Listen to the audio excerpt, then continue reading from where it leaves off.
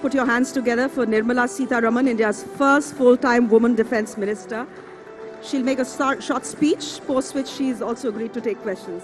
Thank you very much for being here, ma'am.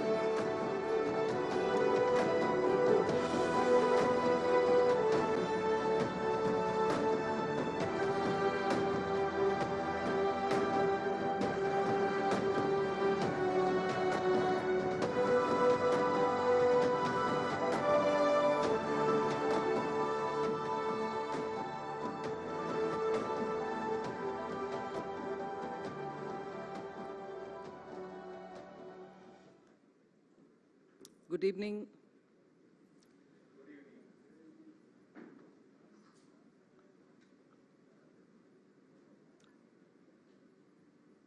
It's actually event I would have looked forward to, participating, being with you all, sharing some thoughts. But it so happened that I wasn't going to be able to make it, and gave a bit of a not so pleasant message, after which I was put some sense into. Maria and Joshi all spoke to me and said, in spite of the fact that you're not going to be in town, you'd make sure you'll come here. And I can see why. Since yesterday, the buzz going around this event and also the kind of inputs that you've had is something which I shouldn't miss. I shouldn't have missed, I shouldn't, and I wouldn't want to miss. But the sense prevailed, and here I am. So thank you, Maria. It's for you that I've made it. And thanks very much for all those who are here.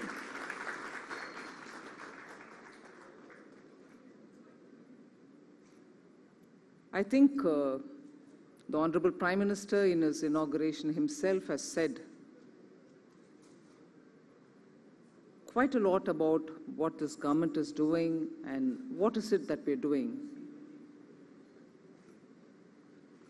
in order that India stands out in terms of the growth, in terms of an all-round planning, inclusive economy where you're trying to get all sectors in and so on.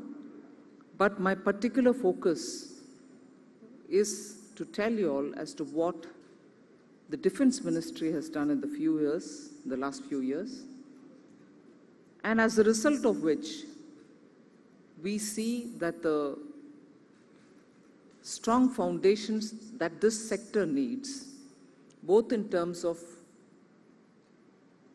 India's capacity to meet the requirements of its own armed forces, as much as because of the technology, the entrepreneurship that India has, and also because in many other sectors we are able to make solid contribution towards export. This could also be one of the areas in which we can make India manufacturing hub for defense sector.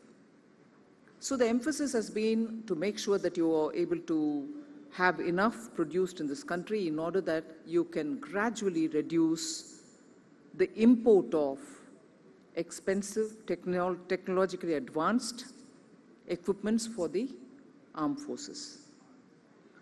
If this is one, sorry? Louder? So, can it be louder? I mean, is there any way you can make it louder? Just a minute. Okay, thank you, yeah. It's sort of, okay. So the emphasis has been, one, is that all right? So the emphasis has been, one, you want to reduce import of equipment. Two, you want to manufacture as much as you can in this country, not just for yourself, but also to export.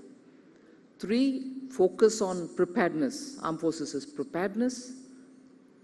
And outstanding issues of welfare, disability, education, and so on. So I think on each one of this, we've made enough progress. Enough is not to say enough for the forces, I can do lots more, but for the time given, in the time that I had in my hand, we've made rapid steps progress.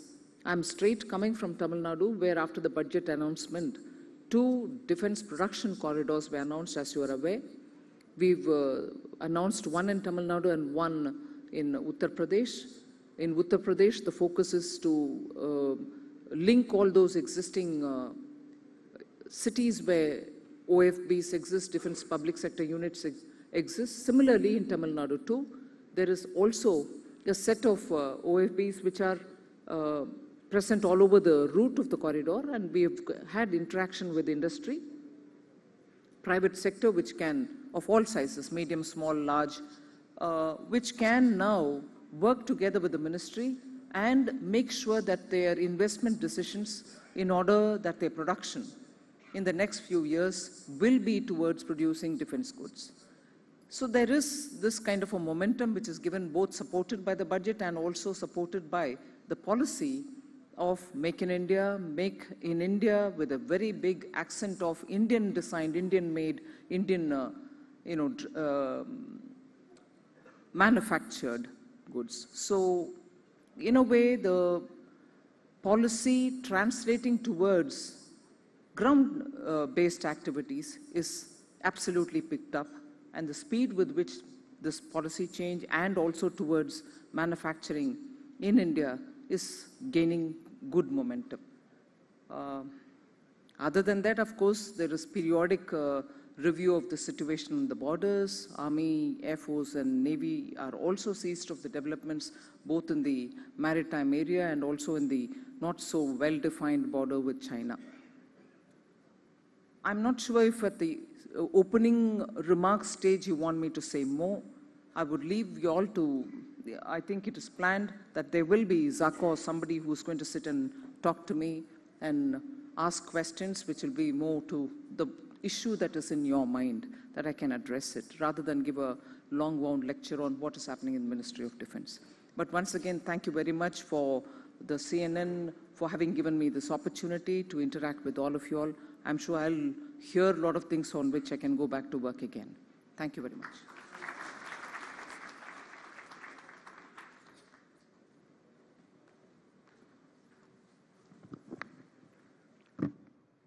Thank you very much, ma'am, for, first of all, making it here, because she's coming straight from the airport. She was in Chennai all through the day today, and the very fact that she's here in itself, I think, is remarkable. Thank you very much, first of all, for that.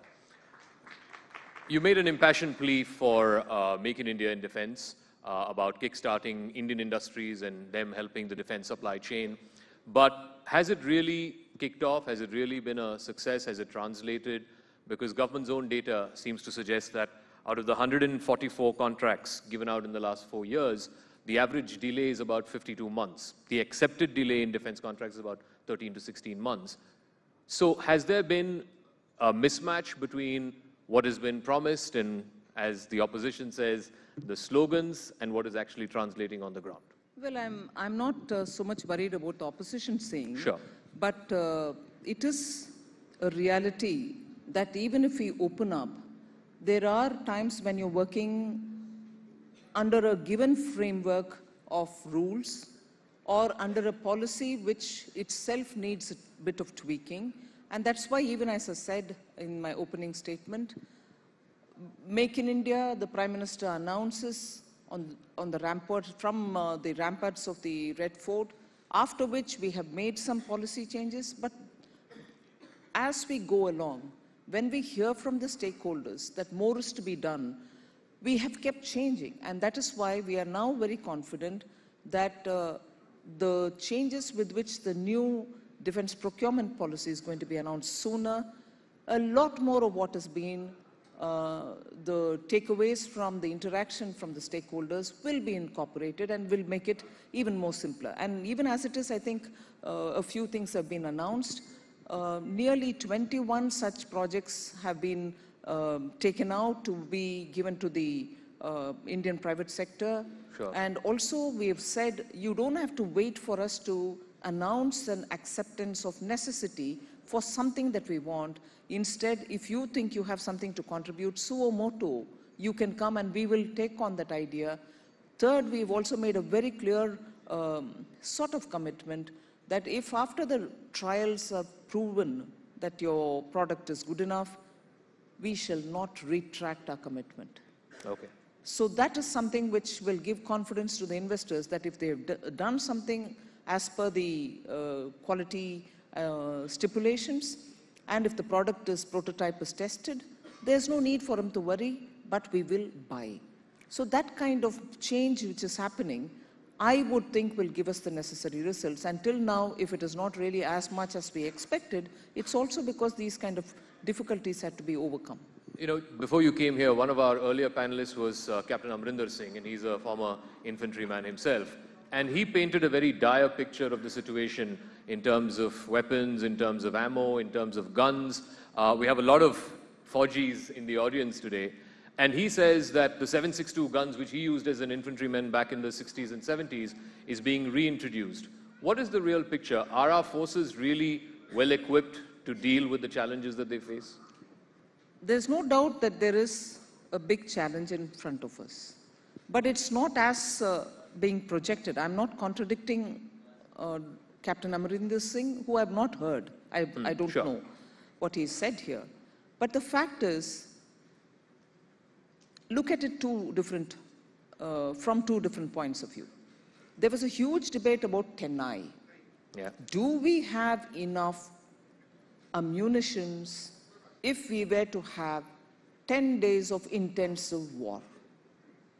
We have addressed that issue, and I'm glad to say that the vice chiefs have been given enough power, and together with it, enough financial limits have been sanctioned to them so that they can take the decision, buy whatever they need with a sense of urgency, which no better than no one else than they can understand. So that has already been given to them, and they are rapidly making their decisions. No, but ma'am, you've seen the Vice Chief's comments to the Parliamentary Standing Committee on Defence. He says 68% of our weapons are vintage. I've got to be conscious. Sure, absolutely. I've got to be conscious that we are talking about a standing committee report even as the Parliament is in session. So however much I would like to expand on it and say, yes, for everything that is now being said in public about the Vice Chief commenting, there are other things which the Vice Chief has also said, which will add much more confidence to us, which also has to have a play in the public discourse. But I wouldn't want to reply, or give an answer to the Standing Committee's report, even as the Parliament is in session, out here. But I'm duty-bound to give it in the Parliament, and I shall do that.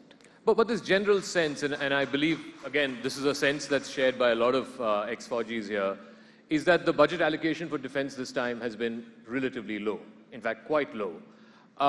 The point is, again, every country has its own priorities. You need to pay for health, you need to pay for education. In that relative context, vis-a-vis already the amount of the share that the defense budget goes for just salaries and pensions, what is left for weapons upgrade, for modernization, given the kind of challenges that we face from the western side and from the eastern side?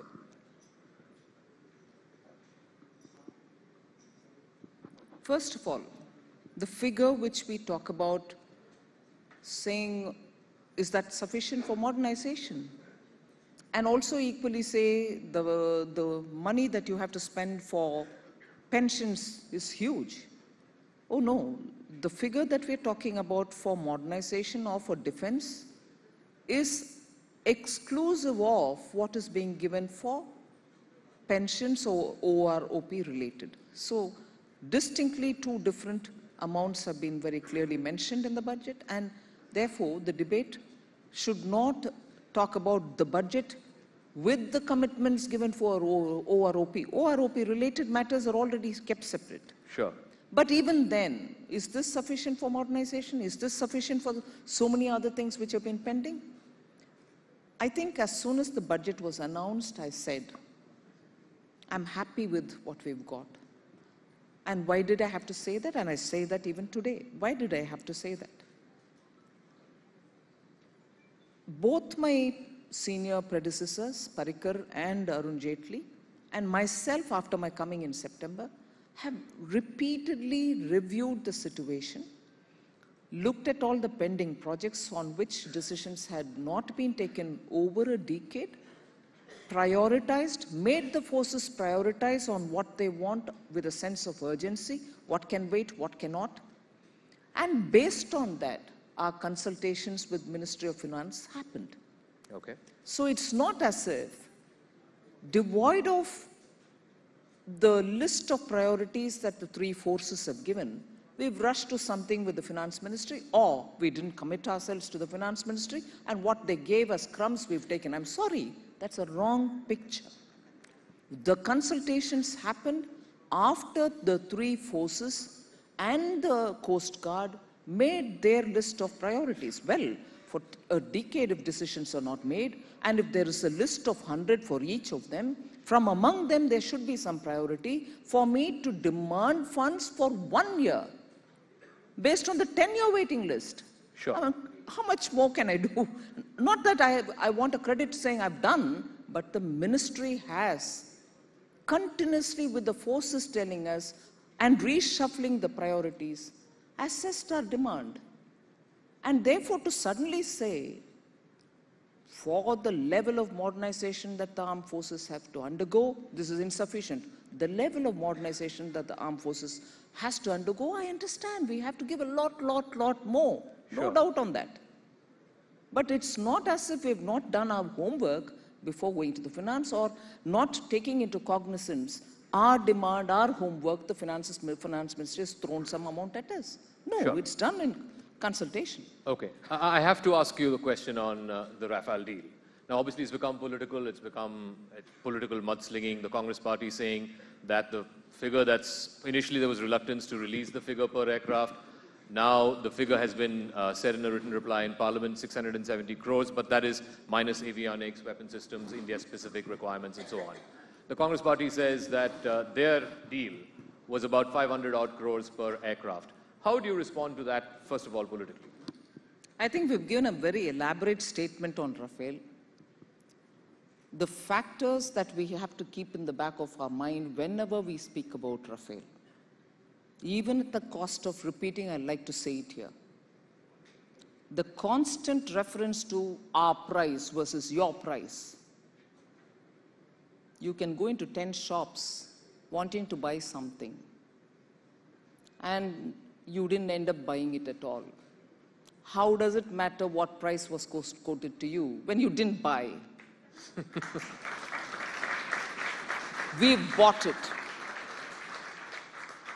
And for a non-deal where you probably kept bargaining with whoever, or probably kept telling your own HAL to do this or that, which they couldn't do, or they did, none of which is firmed up in paper with a signature saying this is my agreement, somebody faulted on the agreement or something of that kind, I agree. But when you've not done anything, you kept toing and froing and toing and froing. End of the day, you realize that the squadron strength is coming down. But even then, sense of urgency didn't prevail. But now that the sense of urgency prevailed and the Prime Minister went to get a first expression of intent. Do we want to buy Rafale? Will you give me Rafale? CCS has not approved that. Excuse me. How many Prime Ministers, when they go to different countries to talk about, just to find will they be able to deal with us on this, need a CCS's approval? I don't know if they've not understood the difference between a stage when the expression of interest is being said, that's April 2015, and a stage after detailed negotiations. Sure. Agreement gets signed in November of 2016, 1.5 years later. It is for that you should talk about CCS approval. So there is a lot of convenience-based argument which is being thrown out at people, allegations being thrown at us, where actual process and an understanding of the process, recognition of the process, and the milestones that you have to achieve in going through this process are all happily being ignored. And you keep repeating this, and we'll have to keep, because Media has a job to ask us, and we have a job to reply. We'll have to keep replying. And imagery is being created, saying, oh, there is a scandal here. The scam is coming up. They're not answering. There is a scam I want to look at. There is no scam existing here. You may search as long as you want. But would you be open for a probe? Would you be open for probe? What do you mean, Zakat? Why should? I believe there's a PIL already in the Supreme Court. No, wait a minute. You can believe many things, and really, if people want to go, I can't stop anybody. Okay. But I want to tell you this. Just by throwing flack at us, the maturity with which issues of national interest have to be addressed are not being addressed. You can accuse us of having obstructed the parliament several times before. They're also doing that, and so on. But I also want to cite here that on issues of national interest, when we have asked questions, being in the opposition, the replies given by the then defense minister, be it Honorable former President of India, Pranab Mukherjee ji, or Antony ji, they have sought cover under national interest. And the Bharatiya Janata Party didn't make a big scene out of it. Okay. We agreed, all right, if there is a problem of national interest, we'll let go.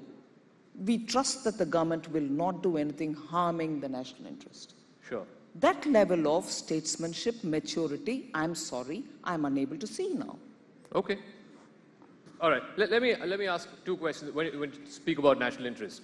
Two questions, one on our western neighbor, one on our eastern neighbor. I'll start with the western neighbor.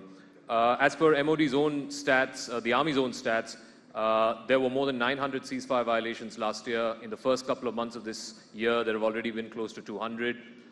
More soldiers have died last year than in any year in the previous decade. More terrorists have also been killed last year than in any year in the last decade. Would you see this as a failure, as a success, or a work in progress? Well, I would only put it as work in progress. I don't want for a minute to give you the impression, nor do I believe in it, that, oh, we are successfully handling it, and I want to gloat, using your word. No, there's nothing to gloat here. It's the responsibility of the armed forces, and they are doing it very well at great cost of their own men and, assets. That infiltration is being stopped at the border itself. We are not allowing the infiltrators to come in. Well, of course, there is some who still come in. Sure. And we do eliminate them. Yes, the incidents at the border has gone up. But very clearly, we are also holding on and very clearly pushing them back. And the sacrifices being made by the Indian soldier is not such that I would, yes, sacrifices will have to happen. No, I feel for every one of our soldier who's losing his life there. It is such a, it's such a heartbreaking, development every time you hear something like that. And it is so unthinkingly, both the state actor and the non-state actors of Pakistan now in collision to do this. The earlier pretension that there is a distinction between non-state actor and the state actor no longer exists, I would say. And as a result, each time when our soldiers are sacrificed there, it's terrible for this country. And equally, I won't be able to even claim the number of their men or their non-state actors who we eliminate till such a time the legalities are completed. The bodies have to be claimed, the FIRs have to be registered, the body has to be handed over to somebody who claims that it is our man, and not easily does Pakistan accept, even their soldiers if they're killed. Yeah, they did in Kargil. So for every time an incident happens, in India, we have a problem that we don't even have a completed process, end of which I'm able to say, this many of Pakistani I have eliminated. Because we do respect law, we have to go through the process again, and after the completion of the process, I'm able to claim. But there is a time lag. Sure. So the impression going out, I wish, is not, we are doing nothing, we are sacrificing our soldiers. Please, no. And those veterans who are here will be able to appreciate the point that it takes its time to assert and to state it, because we are a country who follow the rule of law. Okay, all right. Let's talk about our eastern neighbor. And you're all very well aware of what happened last year, the 72-day long standoff in Doklam.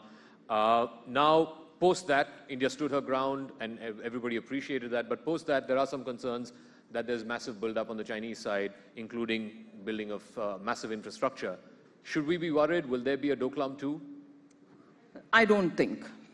And of course, the Ministry of External Affairs has been giving elaborate answers on what has been developing or what is the status now in Doklam. I would not want to add more words to what they have said already. I'd certainly say there is no Doklam 2 that I can think of. But at various levels, the engagement is going on. Mm-hmm. You have established processes. There is a permanent representative who's had about 20 different set of meetings.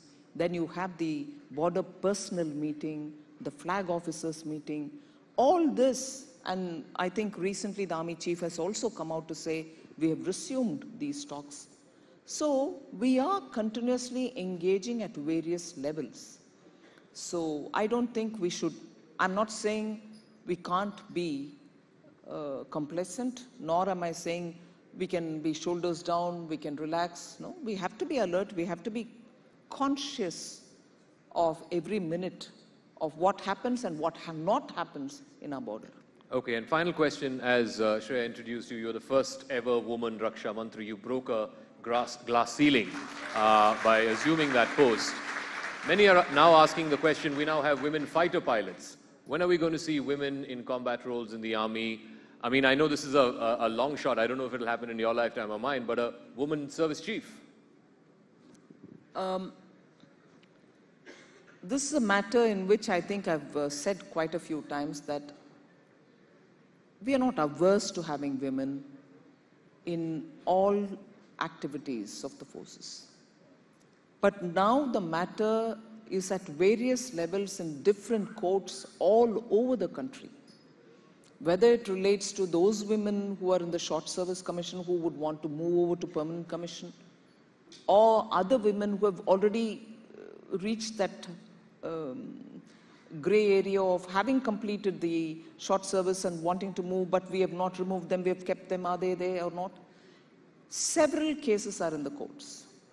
Now, even if I want to take one decision today, I have to understand the implication of that decision on the various cases which are lying in the court. So this is a bit complicated, only to that extent, complicated for nothing else, but the fact that it is still in the court, at different courts. So we are taking step by step some kind of a position with which, end of the day, we open it all up for women too. We are not averse to it. All right, ladies and gentlemen, the Raksha Mantri, Nirmala Sitharaman. Thank you very much.